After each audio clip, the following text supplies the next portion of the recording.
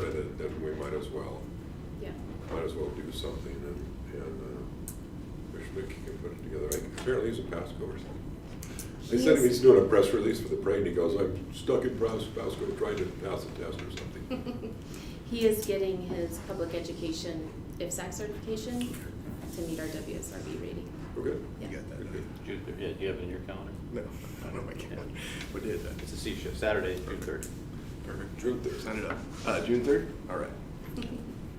I'll send it to you. Thanks. All righty, moving on to new business. 2022 awards recognition ceremony was held here this evening. Well attended and well received. Any additional to add to that? Okay. Excessive use of EMS notification. Saw that. So the board has a resolution 2015-03, excessive use of EMS. Once we identify an individual that uses the emergency response system for things other than emergency medical responses, we can impact fines to that residency. And I can let Chief Russell speak maybe a little more to the types of calls that are going on, but it was in excess of, I think, 30 calls in just February alone that were not medically necessary. So we send a bill. Usually it just deters the behavior, and usually we don't collect the money. The resolution says we can go to collections, but I don't know that the board has ever elected to do that. If you guys want to know the call types, I mean, No, it's I read the synopsis in the packet here, and I think Yeah. No, I think I'm okay with where that sets. Do you have any? I'm good. All righty, thank you. Does that pertain to individuals within an assisted living facility, or I think that typically on calls in an assisted living facility, we can talk to the management at the facility about any type of abuse. Sometimes it still happens, but usually they're pretty good at curbing those things off. This person is in an apartment, living alone with care during the daytime, and then a heavy drinker in the evenings, and that's what generates the calls to come turn off the light or hand me the remote or get something out of the microwave, those types of calls. And so I visited with this individual last year, and I bought just the visit and dropping off the resolution and having a discussion of appropriate use of 911 and talking to the care provider about, trying to find other places for this person to be put, because he really does need care, long-term care and 24-hour care. And but that bought us about 6 months of a reprieve, and so I'm hoping another visit will. So are we still responding to that address then? Or? Yeah, and it's just No matter what it is. started back up again, so I think that's why we're Temporary writing up the visit. bill this time, another visit.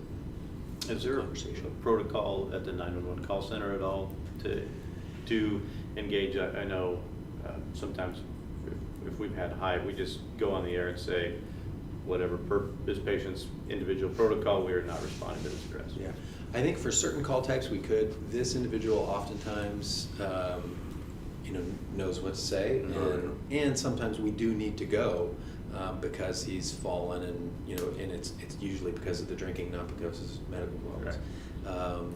And so it's been a conversation with him about finding better care and a care facility and that sort of thing. He's on some wait lists apparently, and but I think for this individual that option is probably just not suitable. Okay.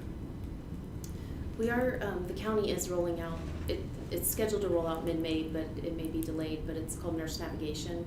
And that system will go through CRESA, and if it's not a medical need, then they'll get transferred to social services or other things. So it'd be a call type like this that we would use that system for. Good. And AMR's paying completely for that program. Thank you. 2022 annual So, report. I'm sorry, does the board need to take action on that? The resolution allows you to do that, you're just notifying us, right? Yeah. Okay. 2022 annual report. So Chief Schmidt has completed the 2022 annual report. It is in your packet, and it's also been posted to the external webpage. Very well done, thank Yeah. you. Wherever you Very nice. are. I especially like the picture of the barbecue. Yeah, that was a good one, wasn't it? Yeah, that was well used. Well played. Moving on to impact fees.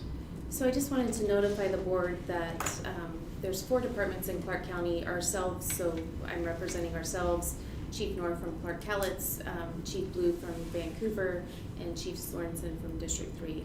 And we have met with all 5 county commissioners and talked to them about the feasibility of fire impact fees on new construction.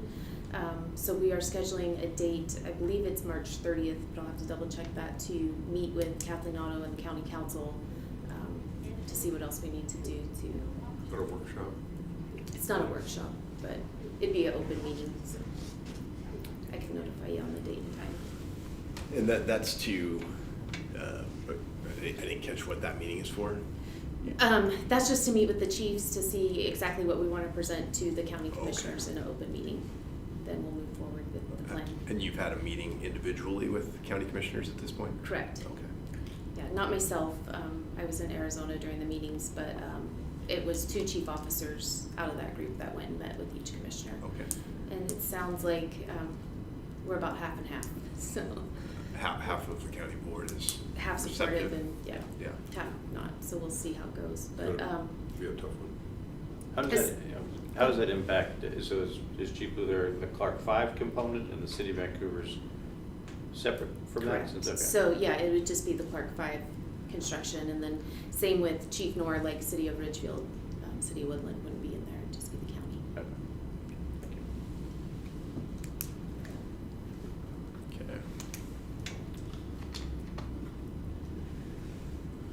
Okay. Grievance.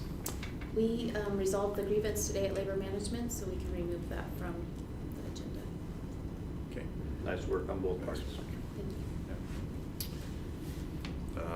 Executive session with that. I don't see a need for an executive session. No. Roundtable good of the order. This event tonight, especially the, we've got, obviously we have great people and the awards are well deserved, but pretty touching having the woman here who, saved a life, and then just to see the family. I mean, that really hits home, not only for our crews to see it, but for the citizens to, stopping and making an impact and saving a life is pretty amazing. So well done. That was great to see those. Yeah. And I do have to give Captain Taylor credit. He got information on both of those citizens and wrote them both up for those awards. So that came from Captain Taylor. Very good. Great.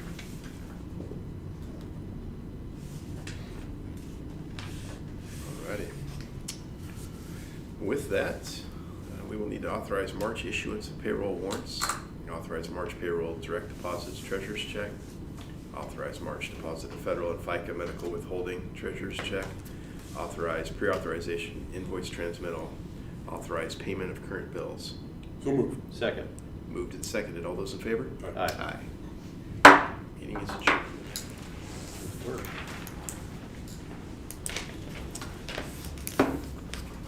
Very good. Is that the first time you've involved a citizen at the awards ceremony?